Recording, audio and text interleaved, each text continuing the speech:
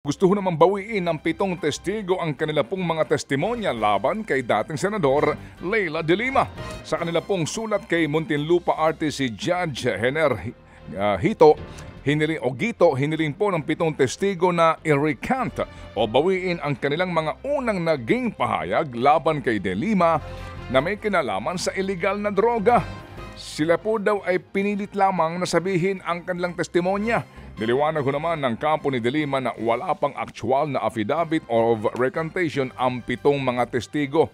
Sa manifestation letter ho naman ni de Lima na isinumiti niya sa Muntinlupa RTC, sinabi niyang nagpapalipat daw ng kulungan ang 7 testigo na nasa Sablayan Penal Farm ngayon sa Occidental Mindoro.